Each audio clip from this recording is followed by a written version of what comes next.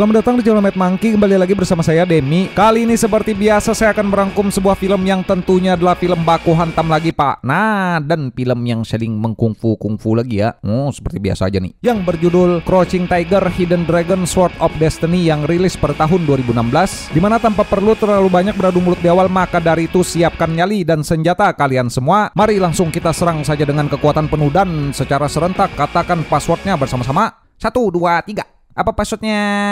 Hantam Bang Editor. Tor.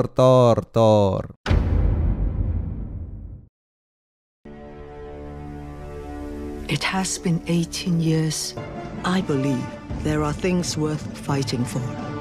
And a swordsman will be remembered for 20. Film dibuka dengan memperlihatkan wanita di gerobak bernama Sulien yang merupakan adalah seorang pendekar master ahli kungfu yang ketika di tengah jalan kereta kudanya malah tiba-tiba diserang oleh para bandit bertopeng sehingga Sulien pun lantas mengeluarkan jurus bela diri ilmu kungfu yang ia kuasai. Namun seorang pria misterius tiba-tiba datang membantu sehingga mereka berdua pun kemudian memberutul.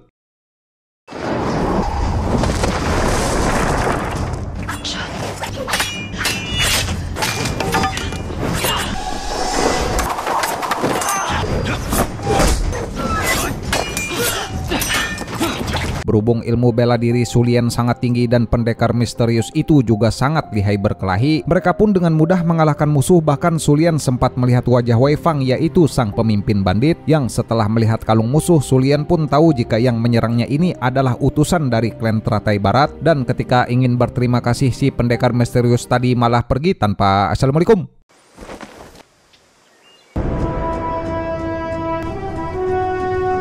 Berpindah ke markas Teratai Barat, kita pun akan diperkenalkan dengan sang ketua, yaitu pria botak bernama Hades Dai, dan diketahui beliau ini adalah penguasa dunia bawah yang terkenal dengan kebengisannya, dimana di hari itu si botak pun didatangi oleh mantan pacar saya, seorang pendekar muda bernama Snowface yang mengaku ingin bergabung. Namun ketika sudah berhadapan, inilah yang kemudian terjadi. I seek Hades Dai of the West.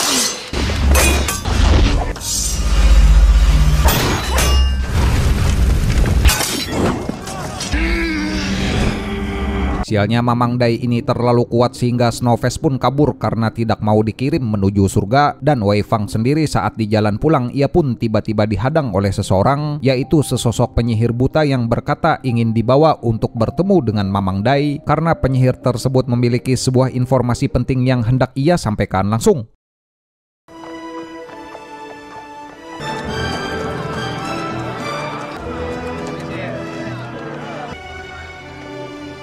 Kembali ke Sulien yang tiba di kediaman Tuan Te, yaitu teman dari mendiang kekasihnya dulu bernama Li Mubai. Ia pun bermaksud datang ingin berbela sungkawa karena ayahnya Tuan Te ini rupanya baru saja wafat. Dan ketika masuk ke rumah, Sulien pun terkejut melihat pedang legendaris Green Destiny tidak disembunyikan. Padahal pedang itu adalah benda pusaka rebutan para penjahat yang ingin menguasai dunia persilatan.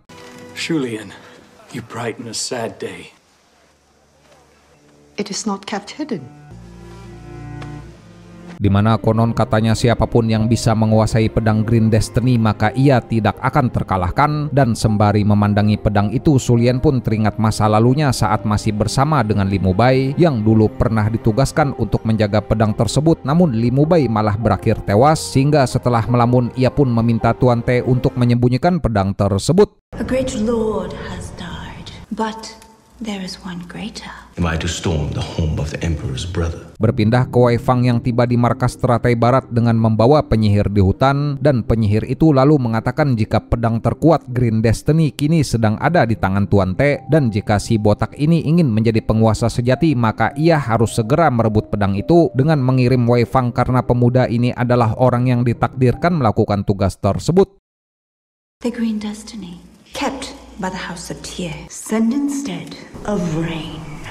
His training is not complete. Awalnya si botak tidak percaya karena Wei Fang ini ia anggap hanyalah bocah lemah yang tidak berguna dan hampir selalu gagal melakukan misi, namun berkat ramalan si penyihir Mamang Dai pun akhirnya mau. Dimana di tempat lain upacara pemakaman ayahnya Tuan Te pun kini telah dilaksanakan, yang acara itu dihadiri oleh para pejabat termasuk Snowface yang gelagaknya sedikit mencurigakan. Who is that young lady? Many have come to pay their respects. Di mana benar saja Wei Fang pun datang habis maghrib dengan menyusup menyelinap ingin mencuri pedang. Namun ketika hendak mengambil, Snowface malah tiba-tiba muncul dan merebut pedang tersebut, sehingga pergelutan membrutal secara diam-diam tidak bersuara pun kemudian terjadi, dan akibat satu guci pecah, Sulien dan para penjaga pun sadar jika tempat itu telah disusupi musuh.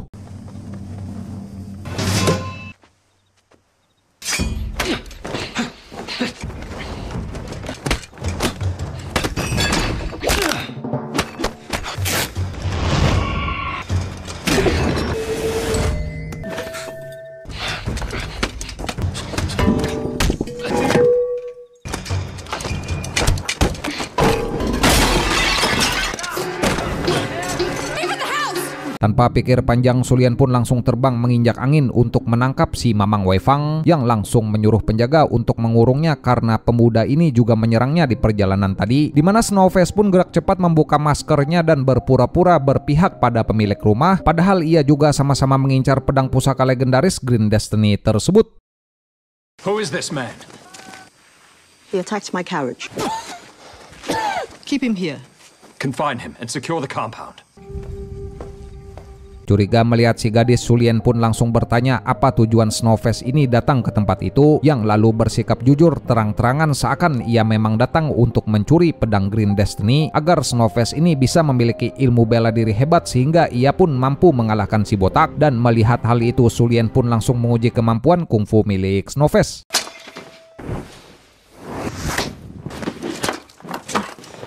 Beres memberutal saling mengilmu, Snowface pun tiba-tiba saja sujud ingin minta diangkat menjadi murid karena ia tahu jika wanita di depannya ini bukanlah seorang pendekar kungfu sembarangan. Namun karena merasa tidak perlu dilayani, Sulien pun menolak permintaan itu, yang ketika besok ia pun menghampiri Wei Fang di kurungan untuk menanyainya beberapa hal. Teach me. If you seek a teacher, you must look elsewhere. That's enough. What is your name? Melihat Sulien datang, Wei Fang pun langsung berdiri dan berkata jika ia pulang tidak membawa pedang tersebut, maka si botak atasannya tidak akan segan-segan untuk membantai penduduk kota di sana. Namun karena Sulien tidak takut apapun, ia pun santai saja dan tidak merasa terancam, yang lalu meminta Tuan Te untuk menyembunyikan pedang itu di kuil Wudang jauh di atas pegunungan. I made an oath to my father that I would guard and protect. The sword must be removed from here at once. Only from you, Julian. Sayangnya akibat janjinya pada sang ayah, Tuan Te pun menolak dan membiarkan pedang itu ada di rumah, dan terpaksa Sulien pun hanya bisa menyarankan agar Tuan Te ini memperketat sistem penjagaan dan juga menyebarkan sebuah undangan kepada semua para pendekar di klan Iron Way untuk bergabung, yang undangan itu pun sampai di telinga pria misterius yang dulu sebelumnya membantu Sulien. You are good for nothing. Rupanya pendekar ini adalah seorang master ahli kungfu berjuluk Silent Wolf karena kemunculannya sering tidak terduga, dan selain itu identitas aslinya pun kini belum diketahui dan belum terungkap siapa beliau. Dimana Mamang Wolf ini pun di hari itu terlihat baru saja tiba di sebuah kedai ingin mengisi perut, namun para pendekar kroco ecek-ecek di sana malah tidak sopan mau cari masalah ingin mengajak gelut. We're good for your warrant. At 20 ounces of silver a head. He's not alone. This warrant is not for you. Sebelum baku hantam terjadi, tiba-tiba saja ada 4 pendekar sekawan minta izin ingin bergabung dengan si Mamang Wolf karena rupanya mereka ini tahu dengan reputasi si Mamang yang sudah tersohor di dunia persilatan, sehingga ibu-ibu warung pun bersiap karena jualannya sebentar lagi akan amburadul. Dan setelah keadaan mulai memanas, Mamang pun kemudian sedikit memberutul.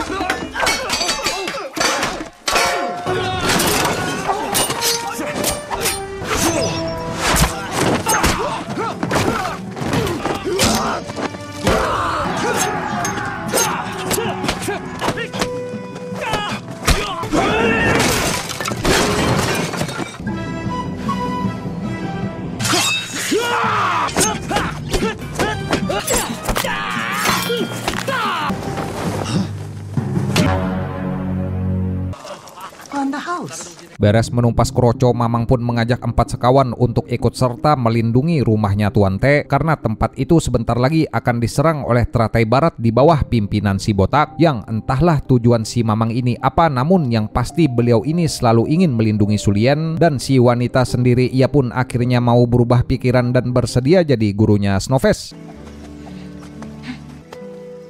Strike me. Listen with your mind.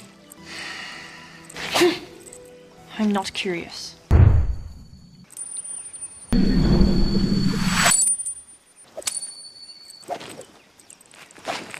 Selesai latihan jurus ranting ketapang kencana, Snowface pun mengaku sesuatu kepada Sulien bahwa ia dulu adalah seorang murid dan pernah diajari bertarung oleh pendekar wanita seperti dirinya. Namun sayangnya gurunya itu kini sudah di surga tewas dibunuh oleh Mamang Dai, dan itulah sebabnya kenapa Snowface ingin jadi lebih kuat guna membalaskan kematian gurunya itu. Be unpredictable. Your teacher was a woman. She died.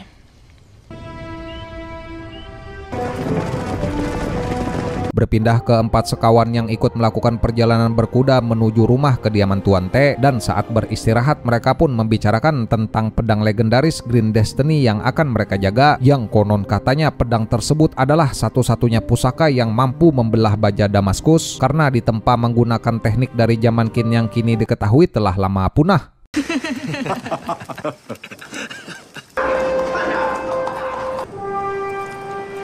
Singkat cerita, Mamang Wolf dan 4 pengikutnya pun kini telah sampai di alamat yang mereka tuju. Namun entah kenapa melihat muka si Mamang, Sulien tiba-tiba saja malah berekspresi aneh yang seakan nampak menyembunyikan sesuatu dan langsung pergi ke halaman belakang, yang itu membuat Snowface mantan pacar saya bingung plengar-plengor kiri kanan.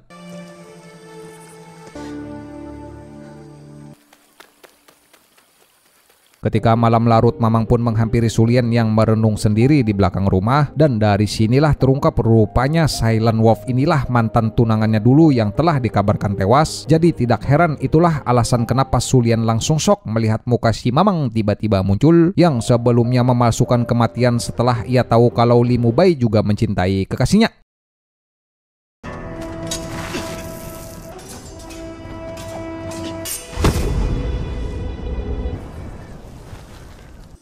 Name is not yours to speak. Dimana tahu hal itu, Mamang pun lebih baik mundur dan membiarkan Li Mubai mendapatkan hati Sulien yang lalu bersembunyi di atas gunung dan mengganti identitasnya menjadi Silent Wolf. Namun Sulien rupanya juga merasa kecewa karena sebenarnya perasaannya hanya selalu untuk si Mamang, yang setelah adegan cinta-cintaan bubar, Snowface pun kemudian datang memperkenalkan diri. And you made it for all of us. You are needed. And you're here. Mendengar gadis cantik mantan pacarnya Demi adalah murid dari Sulien. Pacar saya guys, mantan pacar saya ya. Awas kalian ngaku ya. Bang. Mamang pun sedikit terkejut tahu Sulien mau bersedia menjadi guru kungfu, yang lalu bertanya bagaimana kondisi mental Sulien belakangan akhir-akhir ini, sehingga Snowface pun menjawab jika gurunya itu selalu merenung dan kerap terlihat sedih. I have not known her to take a student. I do not speak just of Satya. Beres berdoa di kuil, Mamang pun sebat dulu di atas genteng sembari melihat pemandangan kota Jakarta, dan tak lama kemudian Sulien pun menghampiri memakai jurus terbang menginjak angin, dimana di momen itu Sulien pun bercerita jika ia mungkin tahu siapa gurunya Snowface sebelumnya dari teknik yang ia lihat, yaitu seorang pendekar pemberontak dari lembah Willow bernama Han Mei yang telah lama menghilang.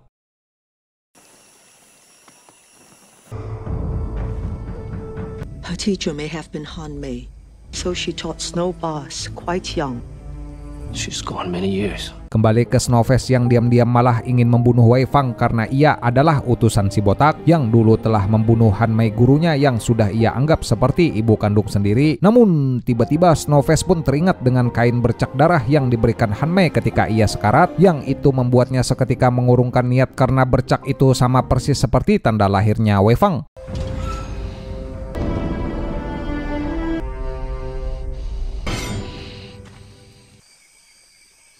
Cancel membunuh Wei Fang, Snowface pun dipanggil 4 sekawan untuk ikut nimbrung mabuk-mabukan, dan karena sudah teler, ia pun ngelantur menggosip Su Lian tentang metode ajaran kungfunya. Namun tanpa ia sadari, si guru sedari tadi malah sudah ada berdiri di belakang, yang itu membuat Snowface pun dihukum menahan tumbler cappuccino selama 2 hari.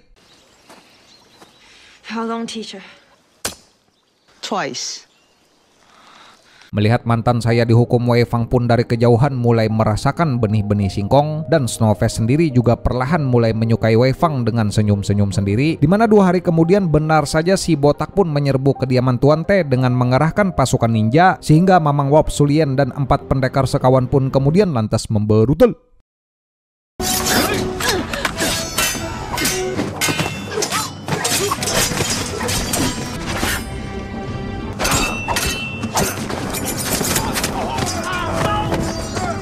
Merasa pedang Green Destiny tidak ada yang menjaga, Su Lian pun bergegas masuk dan berhasil mengelabui si penyihir. Namun di tengah pertarungan, penyihir buta malah menyandra Tuan Te dan minta diserahkan pedang itu. Dimana alasan si penyihir rupanya ia ingin balas dendam karena orang tuanya dulu dibunuh pakai pedang tersebut, yang lalu kemudian menghabisi Tuan Te dan langsung kabur terbang lewat belakang. Such a pity. It's for the Iron Way.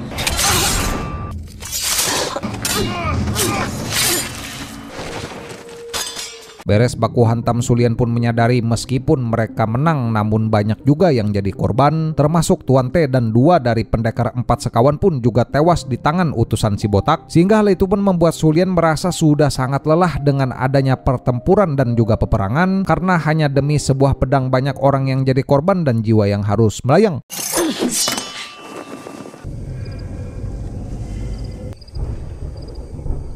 Kembali ke Snowface yang datang meyakinkan Wei Fang jika si botak adalah orang yang sangat jahat, dan juga mengungkap fakta mengejutkan di mana Wei Fang ini rupanya adalah anak dari mendiang Han Mei, yang dimana dulu diceritakan ada seorang selir raja yang ingin mendapatkan bayi laki-laki, sehingga selir itu pun menukar Wei Fang dengan bayi perempuannya yang tak lain adalah Snowface sendiri.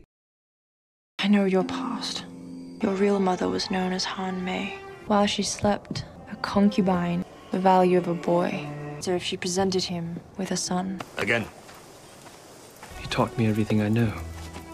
Awalnya Han Mei ingin pergi, namun karena tidak tega, ia pun kemudian mengadopsi dan membesarkan Snowface. Namun di samping itu, Han Mei pun tidak pernah menyerah dan berhenti untuk mencari keberadaan Wei Fang. Bahkan ia pun nekat menyusup ke perguruan teratai barat hingga berakhir sekarat di tangan si botak. Yang mendengar semua itu, Wei Fang pun sangat marah dan bertekad untuk membalas kematian ibunya. Wait.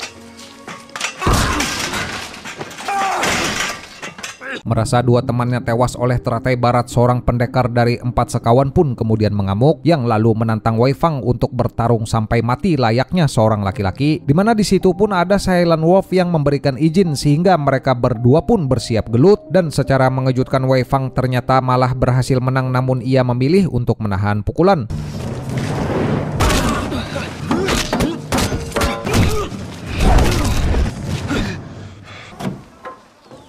Kembali ke Snowface yang ingin ikut Su Lian pergi untuk menyembunyikan pedang Green Destiny, namun Su Lian menolak karena muridnya itu masih diliputi kedengkian dan rasa dendam pada Mamang Dai. Sedangkan untuk menggunakan pedang Green Destiny dibutuhkan hati yang suci dan juga bersih, sehingga sebelum pergi sendiri Su Lian pun melakukan penghormatan terakhir untuk pendekar yang gugur. More courage than any one of us. I live with the sword.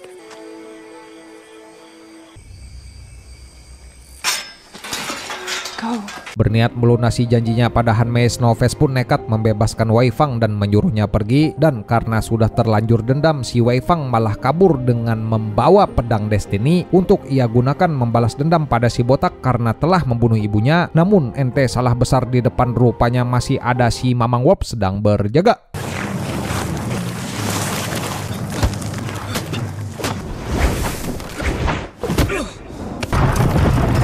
Di tengah pergelutan es meluncur, Wei Fang pun tentu saja terpojok karena ilmu si Mamang sangatlah tinggi. Namun tiba-tiba saja ia pun dibantu oleh gurunya bernama Iron Crow yang kemudian lanjut memberutal, sehingga Mamang Wolf pun kini terpaksa harus menghadapi 2 pendekar teratai barat sekaligus, meskipun ia tahu jika Iron Crow ini bukanlah orang sembarangan.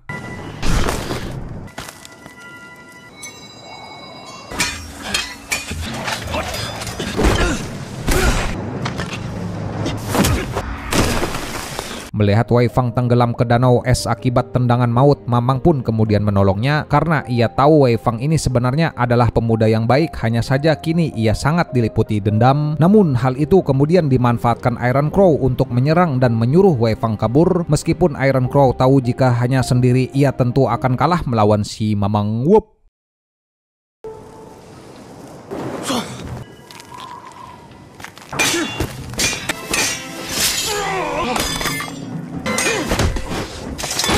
Meskipun berhasil menumpas Iron Crow, Mamang pun juga terluka cukup parah akibat pertempuran barusan, dan tak lama Su Lian pun tiba datang membantu untuk menghentikan pendarahannya, dimana ketika Wei Fang tiba di markas teratai barat, ia pun berpura-pura ingin menyerahkan pedang pada si botak. Namun ketika Mamang Dai sudah di hadapan, inilah yang kemudian terjadi.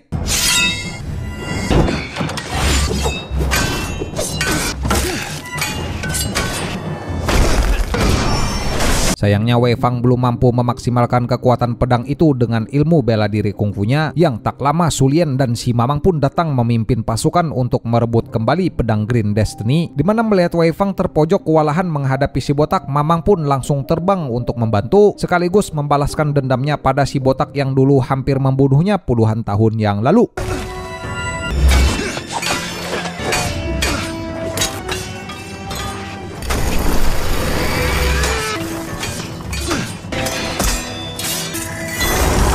Melihat Mamang Wap baku hantam di atas genteng, Su Lian pun langsung terbang menginjak angin. Namun ia tiba-tiba dihadang oleh penyihir buta yang kemudian mengajaknya gelut di ruangannya. Yang sialnya si buta pun culas menggunakan trik manipulasi yang itu membuat Su Lian sempat kewalahan. Namun dengan ilmu Daredevil pendengaran super, Su Lian pun berhasil menumpas si penyihir.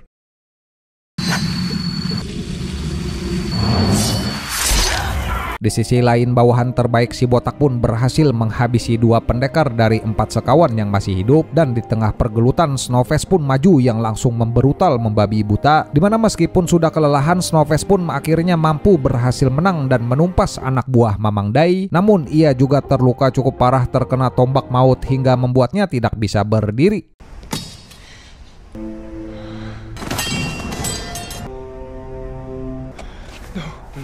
Kembali ke si Mamang yang sampai kini masih mengamuk dan memberutal di atas menara hingga membuat asbes di sana hancur, dan lanjut menjurus ilmu ketika mendarat di bawah, dimana dengan tendangan maut si botak pun dibuat melipir hingga akhirnya mereka berdua rebutan pedang Green Destiny, yang meskipun duluan si botak merebut pedang itu, Mamang pun lebih cerdas menusuknya duluan.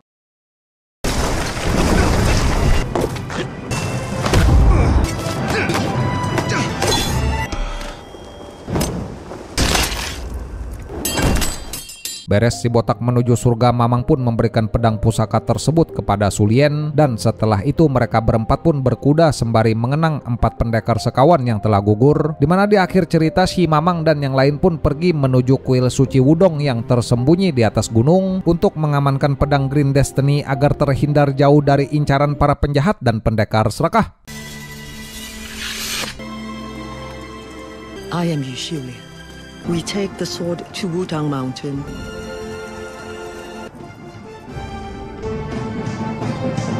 Tamat, ya mungkin segini aja Pak untuk membahas rangkuman film Baku Hantam kali ini ya. Nanti seperti biasa kita cari film yang brutal-brutal lagi, film yang tidak takut dengan apapun Bana, dan filmnya saling menempeleng lagi ya seperti biasa aja nih. Seperti biasa nih saya mau ucapin terima kasih banyak nih buat kalian yang sudah nonton, dan terima kasih banyak juga buat bapak-bapak yang sudah subscribe ke channel ini ya. Kolom komentar tersedia di bawah Pak. Silakan mengutarakan pendapat kalian tentang apapun saja di situ ya. Nah, bebas Pak. Saya Demi selaku voiceover channel Bengis Divisi Pergulutan Ulung Duniawi pamit izin kabur dulu. Jaga kekuatan tubuh masing-masing dan sampai bertemu lagi di video selanjutnya Pak. Wassalamualaikum warahmatullahi wabarakatuh.